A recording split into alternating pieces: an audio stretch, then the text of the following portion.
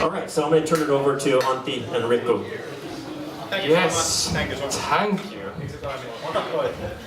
Hello. Technical difficulties. Sure. First of all, thanks to Teemu for that awesome presentation before. Yeah, my only question is if you can use it with React. Can you get... Can I get a hallelujah? Yes. So, yeah. Hi. We are from the Webbidevaus podcast. Sorry. Which way? We have the faces for radio. This is totally unknown for us. Come here. Okay. Nice one. Now we're good. Yes. We're good. Welcome to our presentation. Thank you. We are me, Riku Rouvila. This is actually my third time having a talk here in Webbidevaus.fi, which might be the world record. It's the record. It's the record, yes, there we have it. I'm a freelance web developer here in Tampere. I'm currently working with those guys there, they're smiling. And yeah, and I'm with this guy. Hi, my name is Antti. I'm a developer at Futurist, and I also do this podcast thing. That's my passion. But before we heard about some lighter topics maybe, but now we're talking about the real computer science, which is CSS and the difficult stuff. So you might not love CSS, and that's fine. But CSS is the world where we live in. So most of the confusion I get about CSS is that people probably don't really pay much attention to understand what the problems really are, and they try to hack their way around them. I guess that's totally fun too. Yeah. But it's probably just a mindset thing about the quirks of CSS. Could be, yeah. And talk of the title of this talk was CSS nuggets. Nuggets are made from this thing, apparently, but they are still delicious.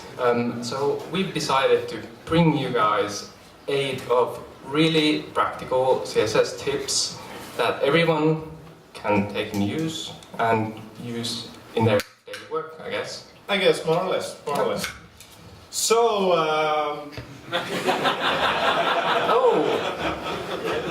familiar one. Okay, that was just a last minute addition, but... Oh, this was the thing that you were working on. Yes, so I was a bit scared. Copy with pride, that's what we always say. Okay, let's reach to the bag of crispy nuggets for nugget number 1. So, font display. So, if you've ever used web fonts, you probably have. This is how you introduce a font. You take the add font face directive, and then you declare a name, you declare a source, and off you are to the races. And then you might probably come up to these short things called FOUT and FOIT, which means flash of unstyled text and flash of invisible text. So depending on your implementation of the web font, you either get no text until the web font is loaded, and then you get the text, which is the flash of invisible text, or you can get the flash of unstyled text, which means that the browser renders your web content with the built-in font and then replaces it to the web font when the web font is loaded. And this is pretty much how the options are. And not until not too long ago there weren't too much you could do about it. You could hack your way around it, but now you don't have to anymore. Thanks to this little guy called font display. It's a CSS property that has these values. You can set it to block, swap, fallback, and optional. And these are not in sync. We are in trouble. God damn these web technologies. I guess this was written in React or something. Anyway, I hate CSS. Should I use the Elm? So what do these mean? These are just ways for you to declare, to tell the browser what to do with the font when it's loading. So this is a helpful picture. This is a timeline, or 4 timelines from left to right. So if you say font display block, that's kind of sort of what the browsers used to do. So first they keep it invisible, but then there's this 3-second timeout after which the browser renders the fallback font no matter what. And then when the web font is loaded, then it's switched back on. So this is like the worst of all worlds. Then you can do the swap thing, which means that at 0 second you get the fallback font, and then whenever the web font is loaded, you get the web font. But this can be like many seconds. Then you have the fallback, which means there's a very short period of time, around 100 milliseconds, that the text is invisible. And in case the web font happens to be in cache or installed on your local machine or comes through a very fast pipe from space to your computer, then it's loaded and the fallback is not shown. But other than that, this is kind of like a middle ground between block and swap. And then there's optional, which means that the browser gets to decide. So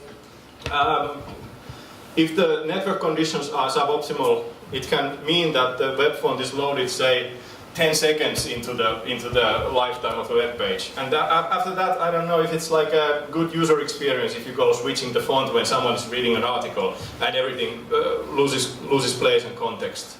So it might be that even though the font is actually loaded at some point, you still don't get it. So I guess your options are pretty much swap and fallback. And it's a nice thing and all, but since you have to add it to this declaration here, just as a CSS property, oops. And if you're using, this is acting up. If you're using Google Fonts, it might be a problem because you don't have access to that. But the good news is, and this is the nugget now, that the Google Fonts seems to love font display, and they are supporting the display properties, the font display properties, right in line whenever you are using a Google font. So if you have a website and you're using Google Fonts, I suggest you add display and whatever feature you would like to have, and then you get like instant user experience enhancements out of that. When you add that there, then Google Fonts adds the font display in your add font face declaration. Yeah, we're actually thinking about how that crunchy. Actually, yep, so totally crunchy, tasty, juicy, moist, especially. But to the nugget number 2, this is more about, well, this is exactly about fonts as well. These days, with this background clip text, you can have anything you want as the background of the text. And this, I guarantee that this will definitely take your font styling to the next level. Next level. And, well, truth to be told, well, you can do stuff like this, for instance. Pretty amazing. You can put anything you could put to the background property of an element. And in a sense, this is not like how the text actually looks like, but it's the container element that's just clipped, the background just clipped to the text. So everything else gets removed. You can have gradients, that's pretty nice. You can do stuff like this. Yeah. Can you do that with Rust? Can you? Aesthetics, right there. I bet you actually can. Yeah, you probably could do that with like WebGL or something. Yeah. Anyway, here's how it works. You have a text, for instance, a heading, number 1, with no styles. So it's just a white text. You add a background to it. Let's just say this animation from The Office. That's actually a great show. Check it out. If you haven't, the what one? No. The US one is the best one. So you apply a background. You add background clip text and color transparent, just so the color doesn't stay white. And that's how you do it. That's the nugget? Well, that might not be the nugget completely. I think we can all agree that this is very useful, but there's always someone with doubts. And I ask those people now to pay very close attention to what I'm going to tell you next. You can also use it with emojis. Here's a SpongeBob GIF under emojis. I actually figured this out while doing these slides. Pretty cool. Do you agree? Pretty cool. Pretty cool. 3 out of 5. Next up. Next up, yeah, let's get serious. No, what? So, yeah, remember these bad boys? Back in the day, some of you might have been around when Flexbox was the hot thing. And when it was just coming to life, we probably got burned by Flexbox and its browser support, because there was like, I don't know, 7 different standards and vendor prefixes and whatnot, and different browsers did different things, and there was a big promise of the layout problems being solved, and the promises fell flat. But now you have probably heard about CSS Grid, so I'm not going to go into the nitty-gritty details about it, but I'm here to tell you why it's different this time. Because there's only one implementation that works same in every browser, and it was shipped around the same time to all of those browsers. But of course there's an asterisk if you were really careful. And there's this one browser that's the internet's favorite joke. We always get a good laugh out of IE, but actually have to hand it down to IE, because IE10 is where the grid was originally conceived back in 2012. And IE10 and IE11 coincidentally still support the old MS Grid standard, because they are essentially frozen in time. So the question is, the big burning question about CSS Grid is that even though many people know about it, but I still have the gut feeling that not too many of you use it in production. How many of you have used it in a real life production environment? Like 4. So that's... Well, I kind of used it for our page, but you didn't. But In reality, you implemented it. Yeah. Anyway, so the question is it safe to use CSS Grid? So we are developers, so we rely on statistics. So let's check out the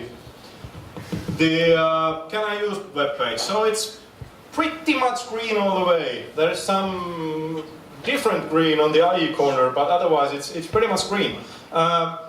The usage of IE10 and IE11 combined in Finland is around 2%, or a bit less than 2%. So I would say, given the browser support and the implementation of Grid and how it works in different browsers, I would say, is it safe to use in production? I would say yes. And for IE, you can progressively rock Grid support. Anyone? That was the joke. And here's how to do it. So you have a couple of options here. The IE spec doesn't support auto placement and gutters and the fancy ASCII grid template areas thing. But other than that, you can do it. And this is a really good blog post about it. We'll post the slides to our Twitter or somewhere, so you can take a look at the link if you want to. And you can also use auto prefixer, but you have to opt in to use the grid, because the IE and the REST implementations, they have similarly named CSS properties, but they do slightly different things, so your mileage may vary. I would probably not let the robots do this thing and write it myself. But the strategy for grid, this is where it's a bit different than Flexbox, because this is the same. You probably should do your layouts mobile first in any case. But there's this add supports feature query that's now in browsers, and every browser that supports the grid supports add supports. So you can add support while you add support grid. So you can check the support for grid in CSS, and then you can act accordingly. Or then you can just do the grid in IE style. Like mentioned, there are a couple of things that don't work, but if you are just doing like static layout kind of stuff, then it's mostly fine. And if you don't care about IE11, because it's not a browser. Microsoft said it's a compatibility solution or something like that. So it's like technically not a browser anymore. So you can say, oh yeah, I support every browser. Asterisk. Anyway, I highly recommend using the grid because it's awesome. It is, I agree. And a good thing about the grid is that with grid there has also been some progressment in Flexbox. And I know that, like, if you take a look at the previous slides, Flexbox was kinda, I don't know, it kinda got a bad rap for some reason, even though it's pretty good as well. But a cool thing about this new feature called Cap is that if you have a use case like this, for instance, you have a list of tags that are inline and you can have as many of them as you want. You sometimes, well, this list kind of doesn't look as good as I want it to look. And the reason usually is that you would kind of want to have some margins or some gap there in between. And previously, the way you've done this is that you place margins to the right side and the bottom side of all of those tags, so that the component or the element itself. And the issue has always been that you kind of get this left out part of the margin to the bottom as well. And I kind of, while doing this is actually a React component right here, I tried to fix it without the gap property, and it kind of got super difficult super early in the beginning. And I read through some blog posts. Still, you can do it with negative margins and stuff like that, but it's not ideal. It's more of a hack. So you have two options. You can either just keep your margins there, or you can start using the gap property. It hasn't landed. It only works on Firefox, actually. And the thing is that this demo right here is also a hack. It's a hacked version of this. I'm just using negative margins because this obviously is a Chrome browser. But here's how you use it. For those people who have used grid, this is probably a familiar syntax, but you basically just define how the gaps looks like. So both of the Firefox users in the world can enjoy this. Yeah, for now, at least. And a cool thing that kind of comes out of this is that, like I mentioned before, the way you would add those margins here would probably be that you would apply them to each individual item, the hashtag or whatever they're called. But nugget number 6. Oh, what? It's not simple. Don't do it fast. No. Do it slow. What? That actually worked. Jure, you're my man. But although it's the wrong slide showing up here. Hold on, I can fix this.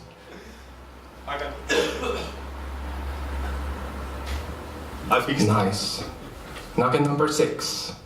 Thank you, guys. Now, you should always just make your components care about their inner beauty. And what this means is that your components should never define any margins or anything that is kind of outside their own borders. So if you have a button like this without no margins around it, I would say it's a pretty good button, 5 stars out of 5 stars. If you have a button like this with some margin left, I don't know, what do you think? Bad. It's bad. It's bad. It's really bad. It's actually quite bad. It's deadly sin bad. Not deadly sin bad, but I don't know. I've done this myself. I've seen people doing this. I don't know. I don't really have anything to say for those people. And the reason is that when you do that, you kind of can't really use the component anywhere else anymore. So for instance, in this example, you would have some left padding on the component, on the button that's next to the input. And then when you kind of want to use the button somewhere else, like in this file list, it doesn't work anymore. And well, yeah, obviously you could add margin left 0, but do you actually want to kind of start resetting all the styles everywhere in your app? And I kind of came across this great tweet about this as well, that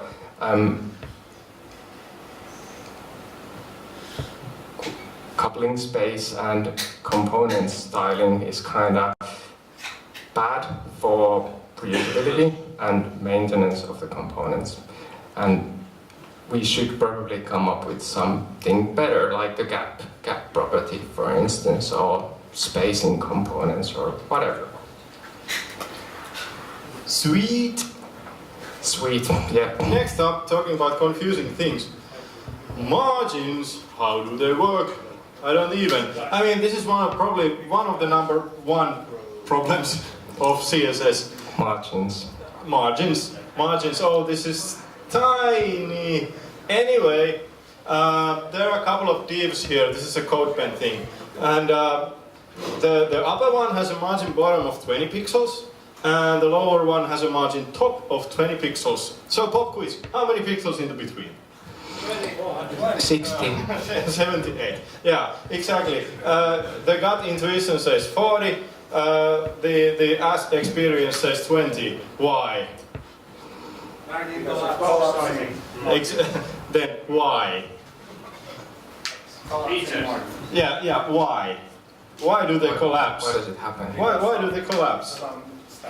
Exactly, and that's kind of the crux. There are two cruxes. So first of all, that margin collapsing is a thing that probably not everyone knows. So if there are two margins, two vertical margins, not horizontal margins, vertical margins that butt up to each other, the bigger one wins. And in case they are the same one wins. There are some circumstances here. So they have to be either adjacent or parent-children relationship. So if they are inside of each other, it happens again. But here you see that there are three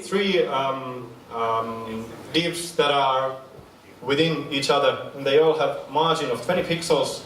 And as you see, it works from the left, but it doesn't work from the top. So that's weird. Yep. That's weird. That is weird. And also, if you float stuff, then this rule goes out of the window. If you absolutely position stuff, same thing. If the margins are negative, the collapsing still happens in a weird way. And I don't know. The only like sane explanation that I found from the internet was that margins. You probably should think about them like so that they don't mean move this thing 10 pixels to the left or to down. You probably should think about it more like there must be at least 10 pixels of space above this element. Which kind of makes sense. Kind of, I guess. Kind of short. I was just thinking about magnets. How do they work as well? Just the image, you know. But a weird thing, other weird thing about paddings and using paddings with percentages. This kind of blew my mind. So let's, yeah, nice. You can see it.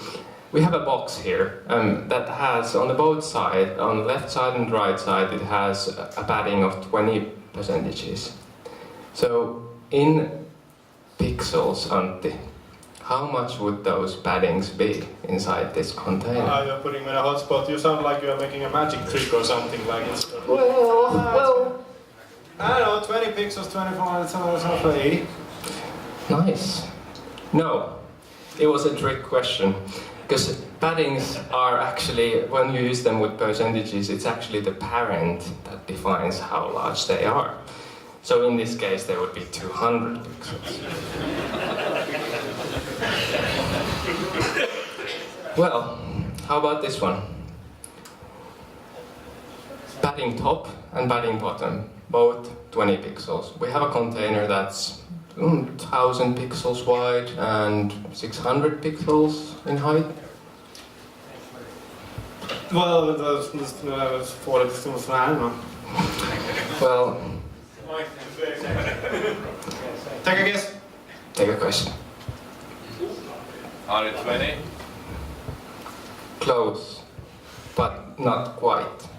Because the vertical paddings are actually calculated based on the width of the parent container.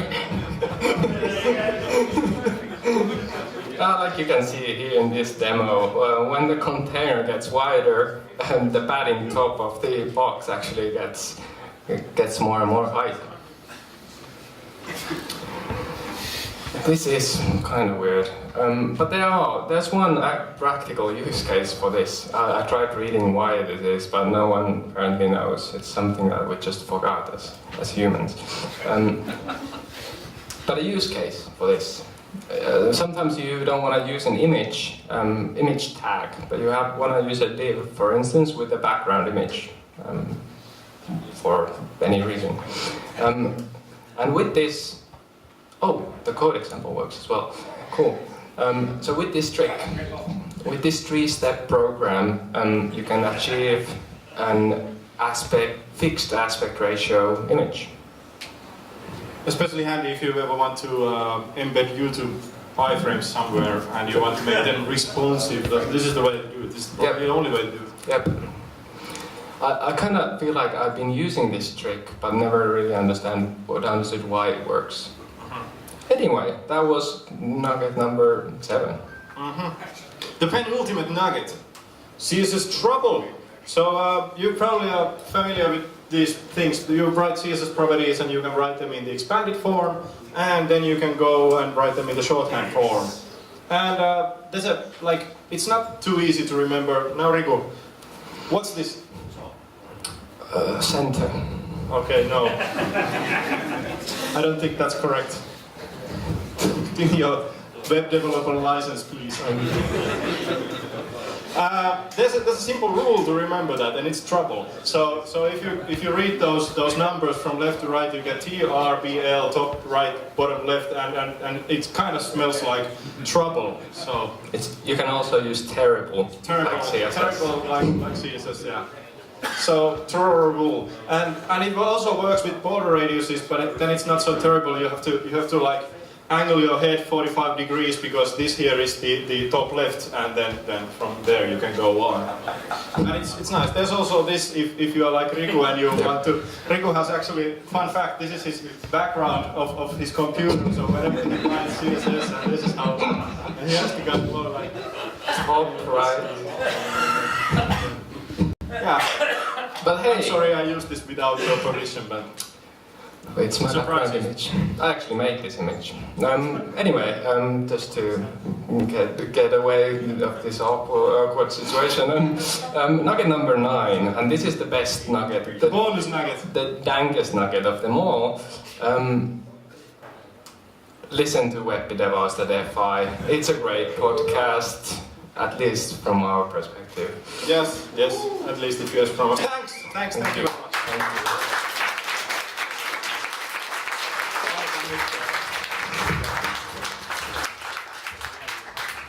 You can solicit questions. Yeah. If there's questions for the CSS gurus, I can give you the mic. No questions? Are you sure?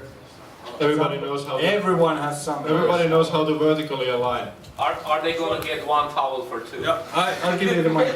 That's asking the real. No. There is no question. There's one question. One question here. What's your favorite font?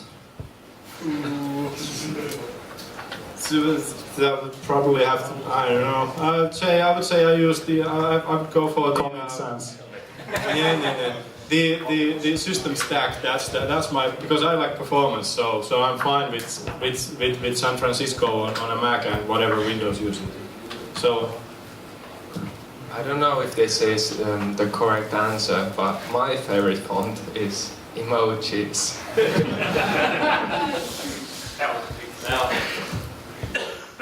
Which emoji. Apple. Yeah.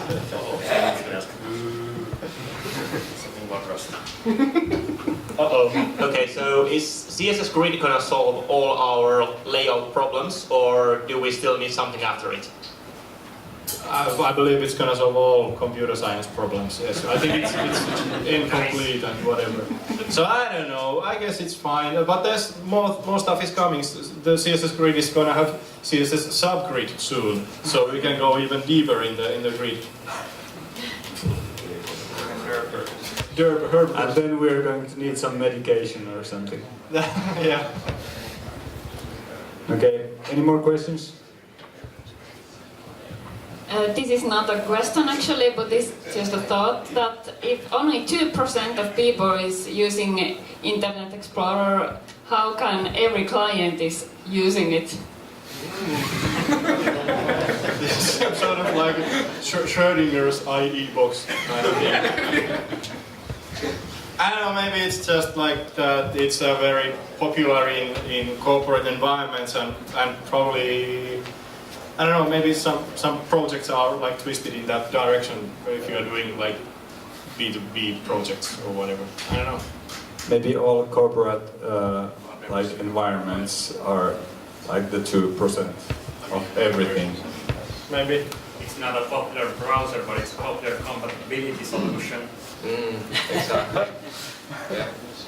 Yeah, I don't really have anything to say. Maybe they just buy Microsoft. Okay. Yes, let's conclude. Oh, this one's better. You know, we're using CSS Grid. We've been using it for like 10 years or something in the Web Dev and Sausages website. Since a long time. And I can say that it doesn't work in most browsers. No, but so it's time for your towel. Yes, there was some confusion. I was actually the only one who knew that there was 2 of you. I don't know, I said Antti and Riku, very distinctly 2 names, and everybody understood it as 1. So we got one towel. But with that, it's not really a problem. You guys, like, you work so well together. Definitely, you can use the share a towel. Yes. No, I'm actually, we do have another towel for you. Yes. Because the fun fact is that I'm just a prop. Riku does the podcast all by himself, but he's just using 2 voices like this. Yeah, I have the high voice. There's your towel. Thank you very much. Yes. Thank you very much. You can stay.